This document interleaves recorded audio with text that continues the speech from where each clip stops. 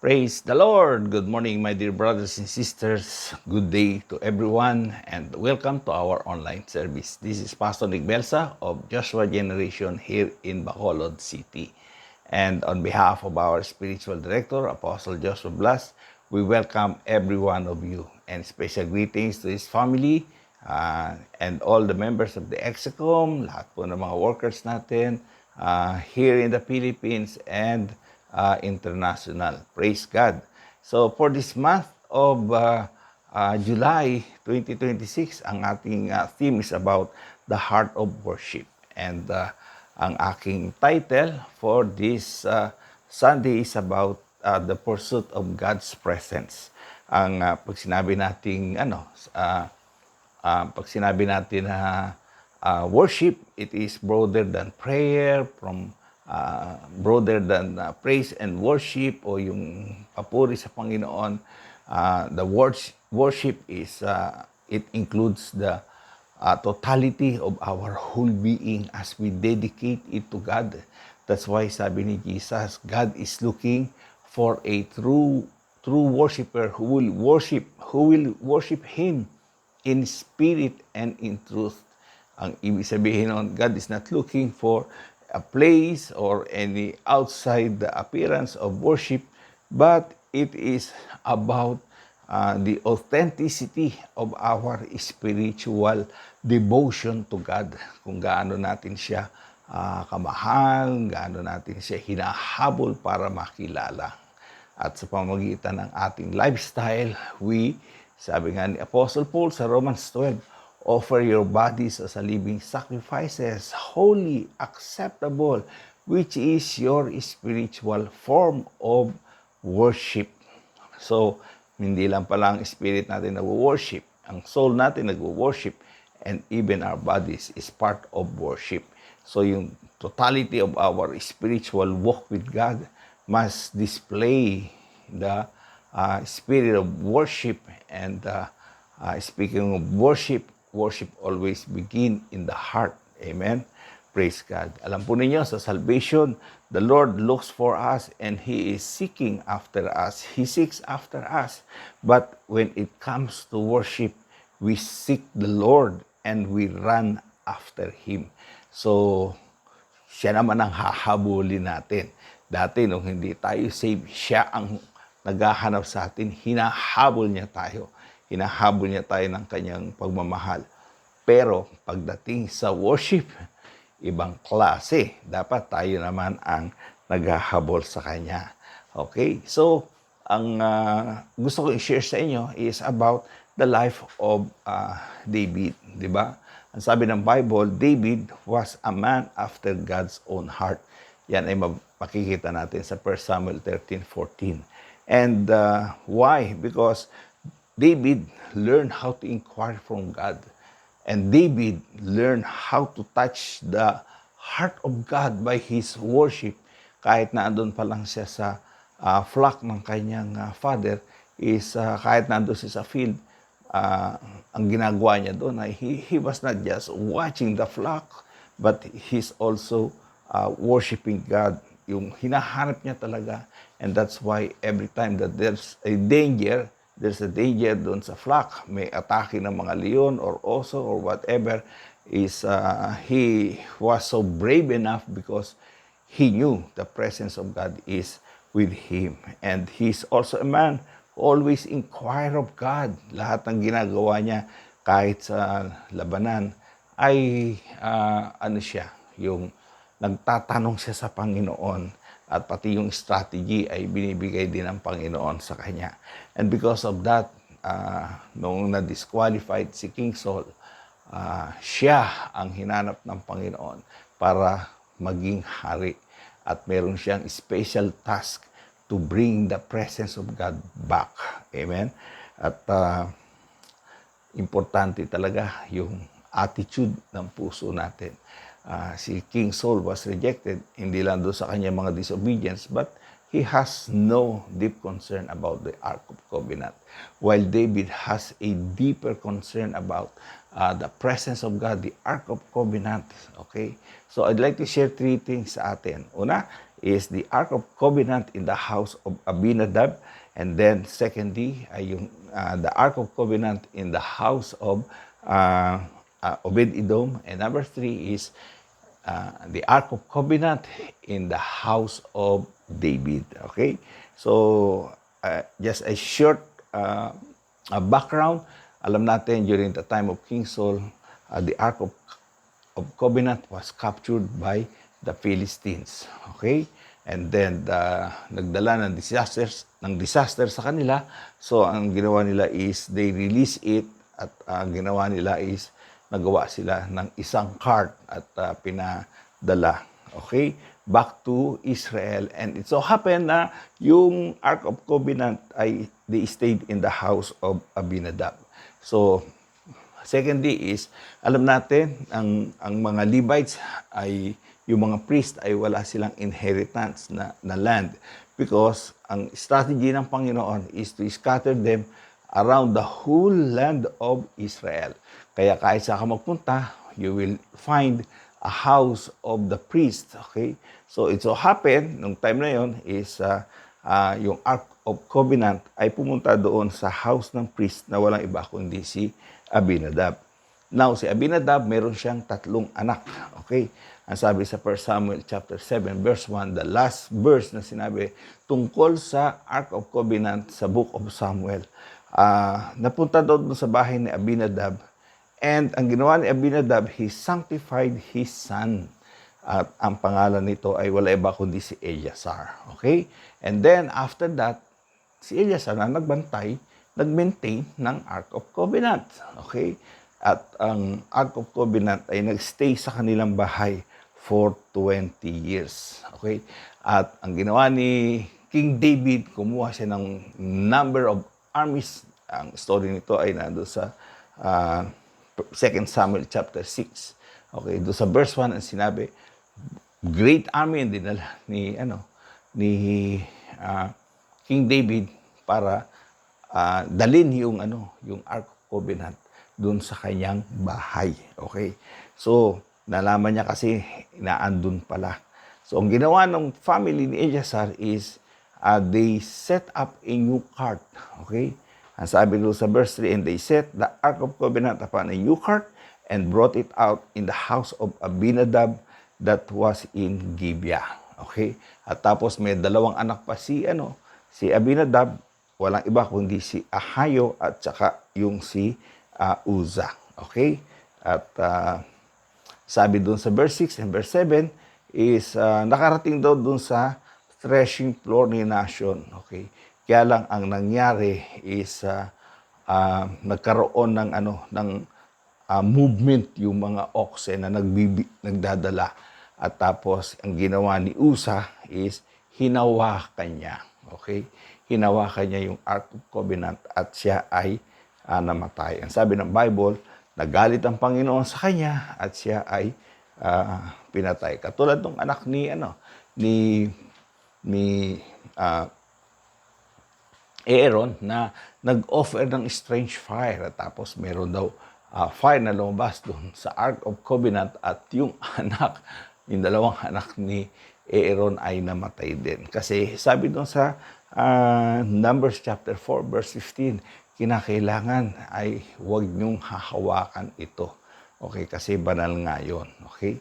So, nung si David ay naging hari ng Israel, he decided to bring back the Ark of God to Jerusalem. He learned that the Philistine released the Ark and it stayed 20 years, okay, in the house of Abinadab. In other words, si Eleazar nandun, mini-maintain niya lang. Okay? At doon sa bahay nila, wala naman nangyayari na sacrifice, wala naman nangyayari na offering, at nandun lang para lang isang, kumbaga, parang kotse na naandun lang sa bahay, nakagarahe at hindi naman nagagamit. Okay, kaya naman hindi naman napapaandar. So, mini-maintain lang nila yung Ark of Covenant. Okay? And then, yun na nga, nung itatransfer na, nahawakan ito ni Uza. Okay?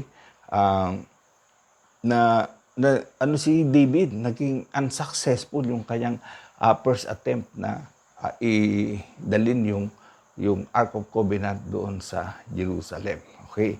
Ano ba ang dahilan? Okay? At nag-stay siya doon. Tapos, along the way, yung Ark of Covenant ay nag-stay naman doon sa bahay nila, Obed-Edom. Okay? So, bakit naging unsuccessful na dalhin ni David ang Ark of Covenant? Number one is this. Ang reason niyan is because they brought the Ark into the new cart. Okay? Nilagay sa new cart. Okay? Remember, ang old cart was made by the Philistines. Okay? Ito ay mga secular. Ito ay mga worldly people. Ito ay unbeliever. Sila ay gumawa ng isang paraan ng pag-worship o pag-handle sa glory ng God, sa presence ni Lord, na sila lang ang gumawa at hindi prescribed ni Lord. Okay? At pagkatapos, ito naman pamilya ni Abinadab, ang ginawa niya ay ni-revise lang. Okay? At nagkaroon ng bagong cart. Okay? Pero ang sabi ng Bible tungkol sa Ark of Covenant, di ba, mayroong dalawang pole yan eh. And then, it must be carried by the priest on the shoulder. In other words, hindi cart, hindi bagay, hindi oxen ang magbibitbit nito. Ang magbibitbit nito ay walang iba kung hindi yung priest. Okay? And yung priests na magkikarry ito ay very specific din na sinabi. Ang sabi doon sa Numbers chapter 4, verse 15, yung sons of Kohath. Okay? The sons of Kohath shall bear it. Okay? Sila ang magdadala. Okay? At ang sabi, these things are the burden of the sons of Kohath in the tabernacle of the congregation. In other words, yung bigat, okay, ng Ark of Covenant, sino daw ang magdadala? Yung burden nito ay yung mga anak ni Kohath. Okay? So, hindi lang bang priest, kung hindi kinakailangan galing sa family line ni Kohath ang magbubuhat. Bakit nga ba ang priest? Bakit nga ba si Kohath? Diba? At hindi lang sa cart. Ang tinuturo sa atin dito is yung ano ba ang nararamdaman ng Diyos? Ano ba yung feeling? Ano ba yung heart ng God? It must be transferred to people. Okay? Kasi kung yung oxen, kung yung cart, wala naman silang understanding tungkol sa Diyos. Diba? Paano nila i-explain? Paano nila i-represent ang God sa mga tao kung hindi nila kilala at hindi nila naiintindihan ang patungkol sa Panginoon. Okay? So, ang Panginoon is not after new things. Okay? Pagdating sa worship, di ba? Hindi naghahanap ang Diyos ng bagong bagay. And oftentimes, we put new things to make our worship better. Okay? Ano yun? Ang ibig sabihin, gumagawa tayo ng sarili nating cart. Okay? Ang sabi ni Lord, I am looking for a true worshiper who will worship me in spirit and in truth. Ang hinahanap niya is authenticated, genuine spirituality devoted to Him. So, hindi yung nagagawa ng ritual, hindi yung panlabas yung kanilang pananalangin, hindi yung kung nagpiplease sila sa tao, at hindi nakapokus sa sarili. Kung hindi ang pag-worship ay yung ating puso na kinoconnect natin sa ating Diyos. Okay? Kaya nga ang theme natin is about the heart of worship. Who is the heart of worship? Si Jesus, di ba? Nakafocus tayo kay Jesus. And our heart must focus on Jesus. At ang worship natin must be coming from our hearts. Okay? So, minsan natetempt tayo kahit sa simbahan, di ba? Halimbawa, sasabihin natin, mas maganda siguro, i-upgrade natin yung sound system natin, i-upgrade natin yung mga lightings natin, di ba? Yung lightings natin, i-upgrade natin yung ating mga instruments, okay? O kaya naman, dagdagan natin para maganda yung ating tugtugan at ang ating worship, di ba? Pero, sabi nga ni Matt Redman, di ba? Hindi tungkol doon ang worship. Diba? Kaya yung kanta na The Heart of Worship ay na-compose dahil ang band nila ay abalang-abala sa mga sistema ng mundo. Okay. kinokopya nila yung mga sistema ng mundo para gumanda yung kanilang presentation ng tugtugan. Pero doon sa kanilang tugtugan, wala naman ang presence ni Lord. Diba? Ano ba ang ibig sabihin ng worship? We centered on Jesus, and Jesus is coming down at binababa ni Jesus ang kanyang presence, di ba? Ang sabi ng Psalms, the Lord, inhabits in the praises of His people. Naandoon sa papuri ng Diyos o ng kanyang mga anak ang kanyang presensya. Pero kung ang ating worship, hindi natin maibaba ang presence ng God, probably something is wrong. Diba? Mayroong problema sa ating worship. Because please do not get me wrong, hindi masama po ang mag-improve ng mga instruments, hindi masama yung magkaroon ng better sound ng ating worship, diba? Hindi masama na magkaroon ng magagandang lighting effects yan. Pero ang problema, kung meron nga yan at wala naman si Jesus doon sa ating worship, walang lahat yan. Okay? I would rather be na kasama ko yung mga brethren kumakanta kahit a cappella lang. Amen? Pero yung presence ni Lord ay naandyan. So sabi nga ni John Wesley, it's not about new things we need. What we need is a new fire. What we need is a new man who is on fire for God. Yan ang hinahanap ng Diyos. Someone who has the fire from heaven and who has that desire, just like David, to bring the Ark of Covenant close to him. Amen? Ayaw niya ng malayo. At secondly, ang nangyari nga is, alam niyo yung isa sa mga frustration ni David, na nalaman niya na kailangan pala yung priest ang may bit-bit. Okay? Isa sa mga frustrations niya ay si Usa nung namatay, di ba? Sabi nga sa Numbers 4:15, sabi, they shall not touch any holy thing lest they die. Okay? Mamamatay sila. Alam niyo pala ang ibig sabihin ng word na pangalan ni Usa? It means strength. Okay? Or human strength.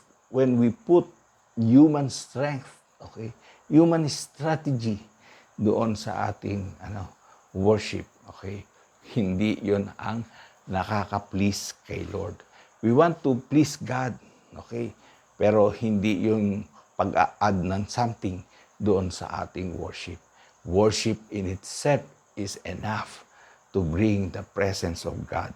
So God is looking for a true spiritual worshipers, and God is looking for someone who will not touch His glory. Okay? At ang sabi ng Bible is, we see si David has the right motive, but he has the wrong way. Okay? So, again, having a beautiful sound in our worship, in our church service is good. But the way we do it might be wrong. Kasi baka nakasentro to sa ating sarili, dahil sabihin natin magaling ang aming banda, magaling ang aming mga sound, mga ganon. Pero hindi na andun yun. It's all about the presence of God. Okay? So when the covenant or the Ark of Covenant was in the house of Obed-Edom, ang sabi ng Bible, it only stays for 3 months. And David heard that his house was blessed. Okay? So yung blessing ni Obed-Edom ay na-recognize ng mga kapitbahay nila, the whole community, until it's reached the palace. Ang sabi doon sa 1 Chronicles chapter 26, verse 1, verse 4, verse 5, verse 6, okay? Yun daw mga Korhites, okay? Isa sa mga family line doon ay yung family line ni Obed-Edom.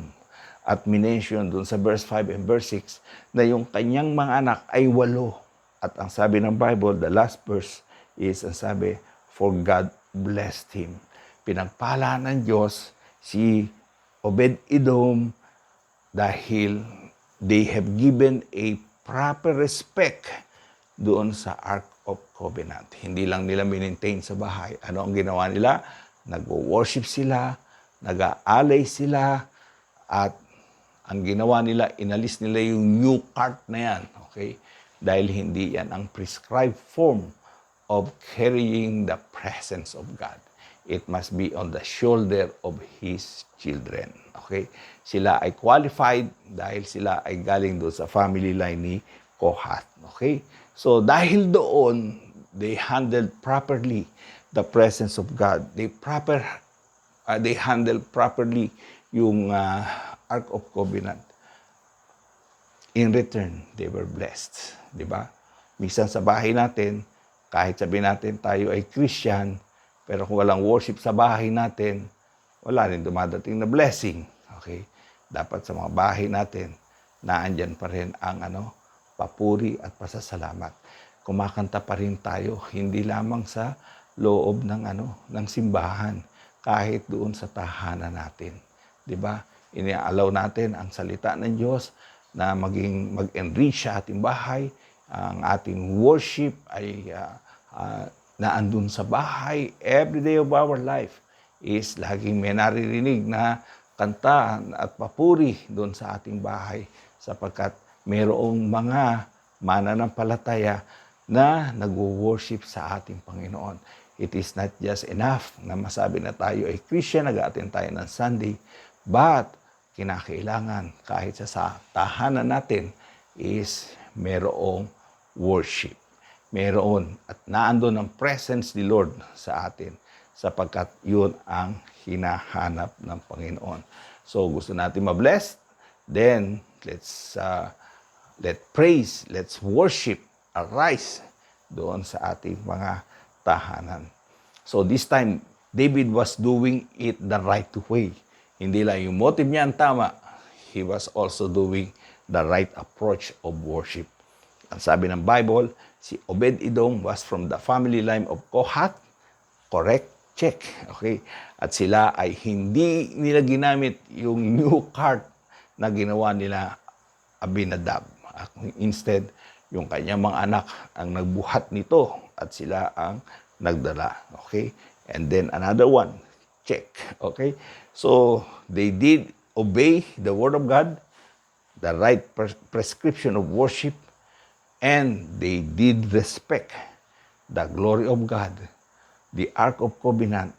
At dahil doon, in just 3 months, remember, doon sa bahay ni Abinadab, ang Ark of Covenant ay nandun for 20 years. Samantalang kay Obed-Edom, 3 months lang. Okay? Kasi nung nandun kala Abinadab, 20 years na walang nangyayari. Okay? Meron lang nagbabantay. Okay? Si Eleazar lang. Pero pagdating dun sa bahay nila Obed-Edom, merong worship. At ang ginawa nila, they do it rightly. They carry it on their shoulder. At yung burden ni Lord ay naramdaman nila. So they feel the presence of God. They feel the holiness of God. And they did respect the presence of God. Amen. They do it properly. So, ano ang sabi ng Bible? Tayo daw mga mananampalataya, sabi sa 1 Peter 2:9, sabi, you are a chosen generation, a peculiar people, a royal priesthood, okay? To show forth the praises of Him who called you. Tayo daw ay mga priests, para tayong mga, Obed-Edom family, at tayo ay carrier of the presence of God. We are the temple of the Holy Spirit. We carry the Ark of God, His divine presence. And kung naandito sa buhay natin to, we need to treat it with respect. Ang ating katawan must be a vessel of worship. Tayo yung true spiritual worshiper. Tayo ang tunay na mananampalataya na hinahanap ng Panginoon. At sabi ng Bible, when the praise arise, okay, blessing will go down or will pour out. Okay? So, ano ang nangyari? From the house of Obed-Edom na na-blessed, pumunta doon sa house of David, doon sa Jerusalem.